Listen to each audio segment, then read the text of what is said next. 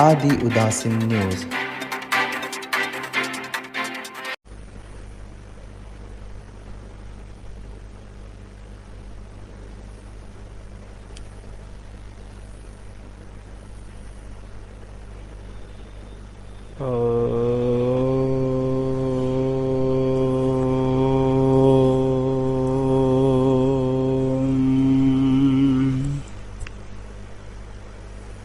वंशी विभूषितकरा नवनीरदाभान् पीताम्बराधरणबिम्बफलाधरोष्टान् पूर्णेन्दुसुन्दरमुखादरविन्दनेत्रात् कृष्णात् परं किमपि तत्त्वमहं न जाने। कृष्णात् परं किमपि तत्त्वमहं न जाने। श्रीचन्द्रदेवं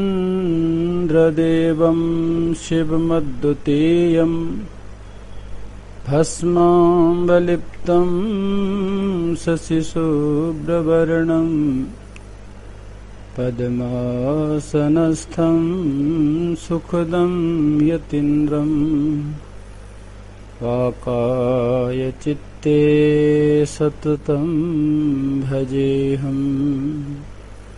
वाकायचित्ते सततं भजेऽहम्। बोल जगद्गुरु श्री चंद्र भगवान की जय। जगदाधार जगत नियंता उदासीन कुलभूषण श्री श्री सद्गुरुदेव भगवान श्री चंद्राचार्य जी के चरणों में प्रणाम करते हुए और हमारे सभी पूजनीय उदासीन संत महापुरुष सभी के चरणों में प्रणाम करते हुए आज हम लोग पुनः फिर श्री श्री चंद्राचार्य जन्म जयंती महोत्सव के उपलक्ष्य में जो सांप्रदायिक विषयक जो चर्चाएं हैं, संप्रदाय का प्रारंभ श्री गणेश, फिर उसका उत्थान, उसमें प्रकार, उसके जीने की कला, नियमावली आदि पर हम लोग चर्चा कर रहे हैं। तो प्रश्न आया है कि उदासीनों के कई भेद मिलते हैं, तो उदासीनों के भेद क्या क्या हैं उस पर थोड़ा विचार करना चाहिए। तो मैं निवेदन कर दूं कि जैसे मैंने पूर्व में कहा था, उद धन आसीन। उद कहते हैं ब्रह्म स्थिति, जो ब्रह्म है। आसीन माने होता है स्थित होना। उद ब्रह्म, आसीन स्थित। जो ब्रह्म में हमेशा स्थित रहते हैं, जिनकी दिनचर्या उस ब्रह्म से अलग नहीं होती और उस ब्रह्म को ही सब कुछ मानते हो और अपनी स्थिति को, अपनी मति को, अपनी बुद्धि को उस ब्रह्म में लगाए रहते हैं, उन्हीं को हम लोग उदासीन कहते हैं। उदासीन शब्द हर जगह मिलता है। आप भागवत में पढ़ेंगे तो वहाँ पर भी उदासीन शब्द आता है। रामायण पढ़ेंगे वहाँ पर भी आता है। रामचरितमानस पढ़ेंगे वहाँ पर भी आता है। तो उदासीन शब्द जहाँ जहाँ जिस प्रसंग में आता है, वहाँ वहाँ उस प्रसंग के अनुसार उसकी व्याख्या की जाती है। तो उदासीन का सीधा सा अर्थ है कि उद आसीन, यानी जो ब्रह्म में हमेशा स्थित रहे, उसी को हम लोग उदासीन कहते हैं। अब ये प्रसंग है कि उदासियों के भेद कितने हैं। तो हमारे यहाँ बताया गया है कि जो उदासीन साधु होते हैं ना, उनके 6 प्रकार के भेद मिलते हैं, यानी उनको इस धरातल पर जो विचरण करते हैं, इस धरातल पर निवास करते हैं, तो उनकी जो स्थिति होती है, उनकी जो रहने की कला होती है, या उनका जो अपना एक नियमावली होती है, जो आचार्य श्री के द्वारा, मात्रा वाणी के द्वारा जो बताई गई है, उसके अनुसार वो अपना कार्य करते हैं। और उसमें 6 प्रकार के उदासीन संतों के जो विचरण के प्रकार हैं वो हम लोगों को देखने को मिलते हैं। उसमें एक तो होते हैं कुटीचक, और एक होते हैं बहुदक, और फिर होते हैं हंस, परमहंस होते हैं, तुरीयातीत अवधूत होते हैं। ये होते हैं कौन कौन से? कुटीचक हैं, बहुदक हैं, हंस हैं, परमहंस हैं, अवधूत हैं, और आदि और भी संत लोग हैं। ये तो एक कोटि में उनको लिया गया है कि उदासीन संतों की कोटियां क्या है। तो सर्वप्रथम हमारा जो आया है कुटीचक। अब देखिए, इसमें देखिएगा कि कुटीचक है, बहुदक है, हंस है, परमहंस है, और फिर तुरीयातीत हैं और अवधूत हैं। ये 6 प्रकार हैं। पुनः एक बार मैं फिर बोल देता हूँ। कुटीचक, बहुदक, हंस, परमहंस, तुरीयातीत और अवधूत, ये 6 प्रकार हैं उदासीन महात्माओं के विचरण करने के लिए, जो विवरण संत महापुरुषों के मुखार बिंद से या कुछ ग्रंथों में भी मिलता है। इसका अगर ज़्यादा विस्तार से अगर आपको देखना है तो स्रोतमुनि चरितामृत जो अपना ग्रंथ है, उसमें इसको और विस्तार से देख सकते हैं। तो सर्वप्रथम कुटीचक है। तो कुटीचक जो साधु होते हैं, उनका क्या होता है कि वो साधु क्या करते हैं, हाथ में दंड है, कमंडल है, कोपिन है, कंथा है, उनको धारण करते हुए जो गुरु द्वारा प्रदत्त जो आराधना है, जो साधना है, गुरु द्वारा दिया हुआ जो मंत्र है, गुरु जी द्वारा दी हुई जो उदासीन मर्यादा है, उसके अनुसार वो आराधना करते हैं। और इनको त्रिकाल संध्या इनकी होती है, यानी 3 प्रकार से ये लोग तीनों टाइम की संध्या करते हैं। तीनों टाइम की संध्या करने का मतलब 3 दिन में वो 3 प्रकार से अपनी साधना में 3 टाइम वो अपनी साधना में व्यतीत करते हैं। और जो भगवान है, ठाकुर जी वगैरह रखे होते हैं ना, जो मूर्तियां रखी होती हैं, उनको वो चंदन तिलक लगा करके उनको जो देवता हैं, उन देवताओं का वो अर्चन करते हैं और मंत्र जपते हैं, माला घुमाते हैं। अब देखिए, ये तो हुए हमारे कुटीचक।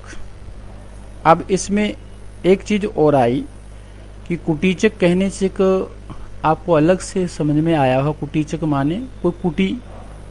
तो उसके लिए कहा कि ये लोग क्या करते हैं कि किसी प्रकार की चिंता ना करते हुए अपने आवास कहीं भी हो सकता है, गांव में हो सकता है, नगर में हो सकता है, शहर में हो सकता है, वन में हो सकता है, कहीं पर भी, वहां पर एक कुटिया बना करके अपने जीवन का निर्वाह करते हैं। और उसको कुटीचक में भी 3 प्रकार की कोटि और आती है। कुटीचक में भी क्या आती है? 3 प्रकार की कोटि होती है। जैसे कुटी में रहने वाले, स्नानधारी और मठाधीश। यानी कुटीचक माने जो कुटिया बना करके भगवत आराधना करते हुए अपनी दिनचर्या व्यतीत करते हैं, उसको हम कुटीचक की कोटि में लेते हैं। अब हुआ बहुदक। बहुदक साधु दूसरे नंबर के क्या हैं? बहुदक साधु वह है जो अपनी शैली आदि, जटा आदि धारण करते हुए, हाथ में कमंडल लेकर के और कौपिन कंथा आदि धारण करके, तिलक लगा करके देव मंत्र और जप का अनुष्ठान करते हैं, और तितिक्षा और सदाचार, तितिक्षा और सदाचार के साथ तीर्थों में घूमते हैं, और तीर्थों में घूम करके धर्मोपदेश करते हैं, यानी धर्म का उपदेश देते हैं, और जितेंद्रिय होकर के, इंद्रियों को जीत करके, जितेंद्रिय होकर के इंद्रियों को जीत करके अपने सब जो जितने भी बंधु हैं सभी का त्याग करते हुए, सभी को छोड़ करके प्राणायाम में तत्पर रहते हैं, यानी योग साधना में वो तत्पर रहते हैं।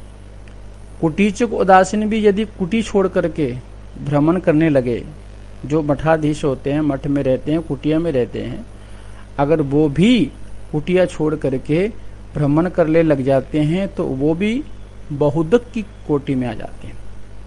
किसकी कोटि में आ जाते हैं? बहुदक की कोटि में हो जाते हैं। और यदि बहुदक भ्रमण छोड़ करके कुटी बनाकर कहीं बैठ जाते हैं तो वो कुटीचक हो जाते हैं। यानी सीधी सी बात है, कुटीचक माने कुटिया बना के रहने वाला, बहुदक माने जो धर्म प्रचार करे, घूम घूम करके सभी तीर्थों में जा करके धर्म प्रचार करे, उसको हम लोग बहुदक कहते हैं। अब कुटीचक हो गया, बहुदक हो गया, इसके बाद कोटि आती है हंस की। अब हंस माने क्या?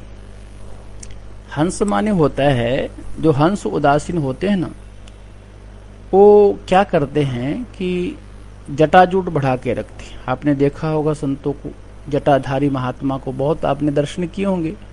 तो वो संत क्या करते हैं कि जटा बढ़ा करके रखते हैं, जटा का ही मुकुट रखते हैं, और कोपिन पहनते हैं, सिर्फ कोपिन पहनते हैं, और अपने हाथ से वो खाते हैं। मतलब कोई उनके पास कुछ होता नहीं है, वो बस हाथ में जो दिया वही खा लिया, और उसी को ग्रहण करते हैं, जिसको हम लोग करपात्री भी कह सकते हैं। करपात्री का मतलब जो कर मतलब हाथ से पान करे, उसको हम लोग करपात्री कहते हैं। और सभी हाथ से खाते हैं, पीते हैं, जल आदि भी ग्रहण करते हैं, और बीतरागी होते हैं। बीतरागी मतलब बिल्कुल राग द्वेष से रहित, बिल्कुल राग द्वेष से रहित, शांत होते हैं और जितेंद्रिय होते हैं। और जितेंद्रिय होने के साथ साथ जो हमारा मूल मंत्र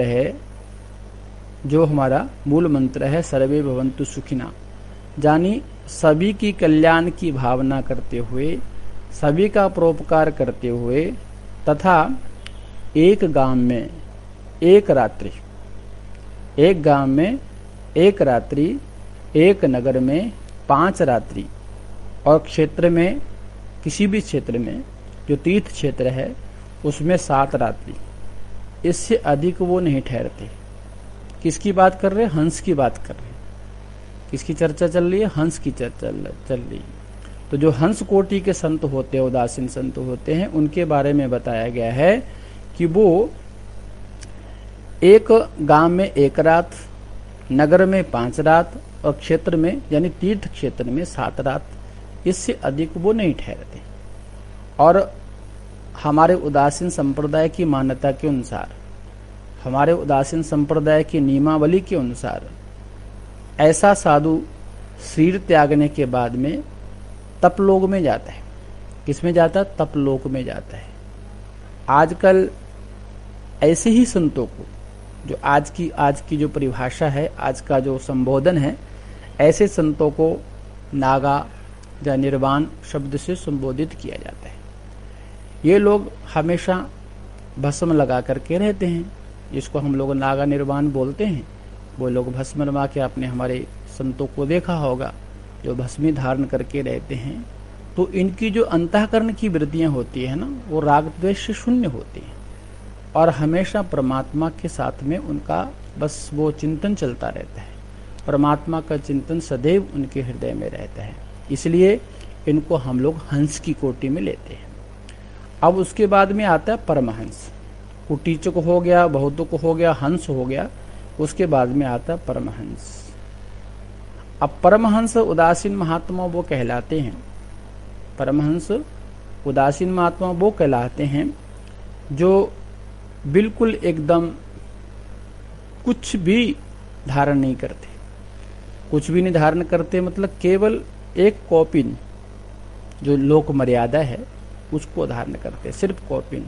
बाकी ना उनको शैली होती है, ना टोपी होती है, ना जटा होती है, कुछ भी धारण नहीं करते। वो सिर्फ एक कौपिन धारण करते हैं। जिन्होंने सर्वस्व त्याग कर दिया हो, सर्वस्व त्याग कर दिया हो वही तो परमहंस हो सकता है।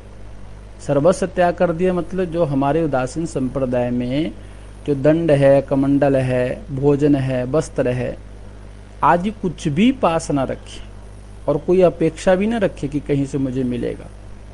कोई ऐसा मन में विचार भी ना रखे कि मुझे कुछ मिलेगा। और शीत है, उष्ण है, सुख है, दुख है, मान है, अपमान है, ऊपर से उससे जो ऊपर उठ जाते हैं, जो अपनी स्थिति को मान, अपमान, शीत, सुख, दुख आदि से बिल्कुल ऊपर उठा लेते हैं और उन्हीं को हम परमहंस की कोटि में गिनते हैं। उन्हीं को हम लोग परमहंस की कोटि में गिनते हैं। और अब ये देखिए, परमहंसों को आपने देखा होगा, आप स्वाभाविक है कि परमहंस के बारे में तो आप जानते ही हैं। तो परमहंस कभी मन किया तो स्नान कर लिया, कभी नहीं किया तो नहीं किया। ऐसे उदासीन संप्रदाय में बहुत संत हुए। मुझे स्मरण आ रहा है कि हमको बताया गया था, हमारे एक बहुत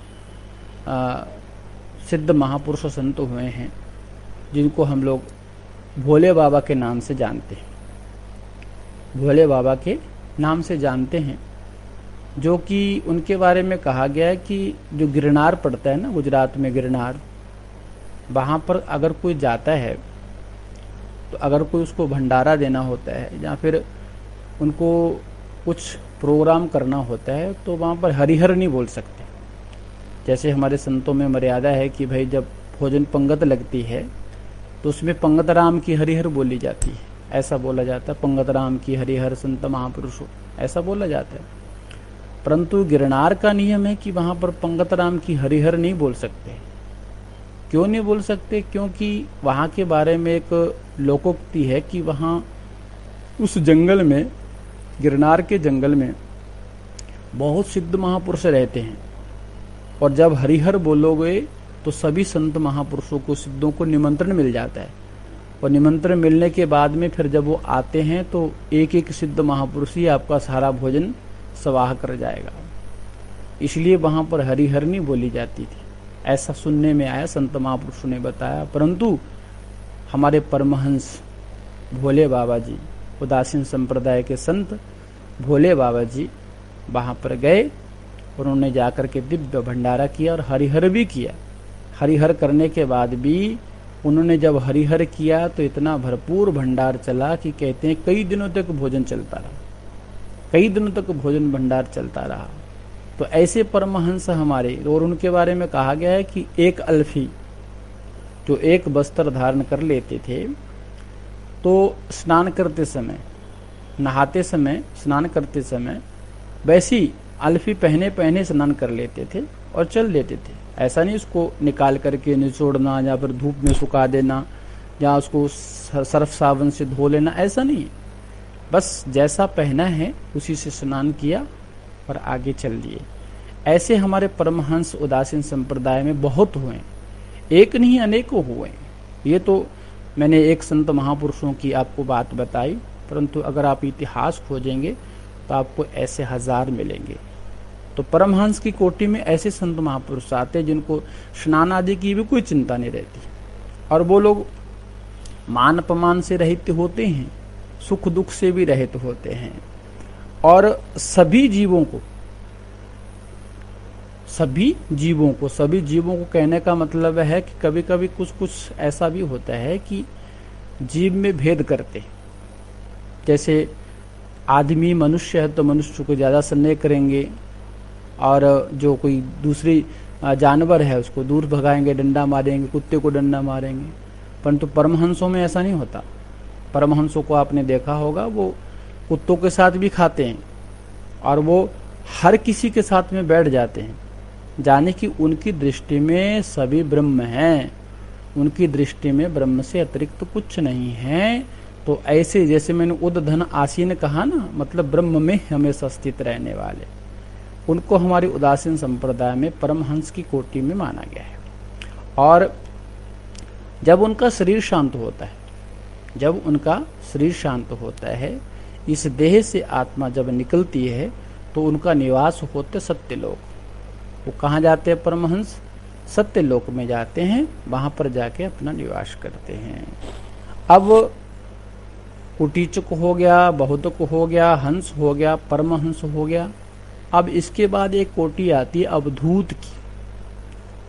अवधूत जो उदासीन होते हैं वो सिर्फ वायु का स्नान करते हैं, यानी हवा से ही नहा लेते हैं, ये कह सकते हैं आप। जो अवधूत होते हैं उनका क्या जीवन होता है? वो हवा से ही नहा लेते हैं।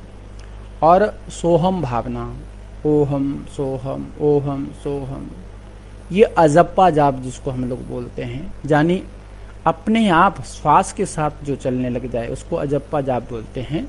जिसको बिना जपे ही जपा जाए, जिसको बिना जपे ही जपा जाए उसको कहते हैं अजप्पा। मतलब सांस आया, ओहम सोहम ओहम सोहम, उनका जाप चलता रहता है। तो अवधूत कोटि के जो उदासीन संत होते हैं वो वायु का स्नान करते हैं और सोहम भावना से प्रणव रूपी यानी ओंकार रूपी जो ब्रह्म है, उस ब्रह्म के ध्यान में तन्मय होकर के जीवन मुक्त होकर के विचरते हैं। जीवन मुक्त कहने का मतलब जिंदा जी मुक्त है। भले उनका शरीर चल रहा है, पर शरीर चलते हुए भी वो मुक्ति को प्राप्त हो गए हैं। उन्हें शरीर धर्म से कोई चिंता नहीं रहती। अवधूत को आपने देखा होगा, कहीं गंदगी में पड़े हैं, कहीं भी बैठे हैं, किधर भी जा रहे हैं, कोई उनको शरीर से कोई लेना देना नहीं। शरीर पे कोई जख्म भी हो गया या शरीर पे कोई मैल आ गई तो ऐसा नहीं कि उसको हटा दिए या साफ कर लिया, ऐसा नहीं। बस अवधूत हैं, अवधूत वृत्ति में रहते हैं, उनको शरीर से कोई लेना देना नहीं होता। किसी ने कुछ खिला दिया तो खा लिया, नहीं खिलाया तो याचना नहीं करते, चुपचाप अपनी जगह बैठे रहते हैं, उनको किसी से कोई लेना देना नहीं। और स्नान करा लिया तो किसी ने स्नान करा दिया तो कर लिया, नहीं तो चुपचाप बैठे रहे। तो ऐसे हमारे जो होते हैं अवधूत कोटि के उदासीन महात्मा होते हैं, ये अवधूत की कोटि। अब आते हैं तुरीयातीत, इसके बाद में छठे नंबर पे आता है तुरीयातीत। तुरीयातीत वो उदासीन साधु होते हैं जिनकी गोमुखी वृत्ति होती है, जिनकी गोमुखी वृत्ति होती है। अर्थात गोमुखी कहने का मतलब, अब आप समझेंगे गोमुखी कहने का मतलब क्या। अब तुरीयातीत जो भी महात्मा होगा उनकी सबकी वृत्ति क्या होती है? गोमुखी होती है। क्या होती है? गोमुखी। अर्थात वो क्या करते हैं?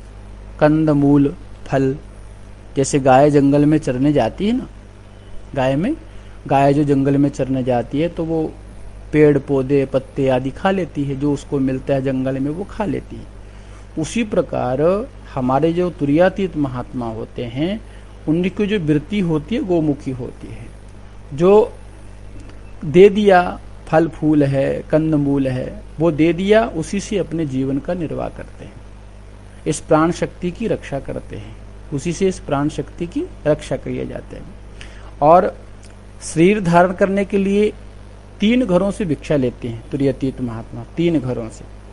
और ऋतु 2 मास में, यानी एक ऋतु में जो 2 मास की होती है, एक ऋतु में एक बार क्षौर कराते हैं। क्षौर मतलब मुंडन, ये मुंडन कराते हैं। और नग्न रहते हैं, बिल्कुल नग्न रहते हैं।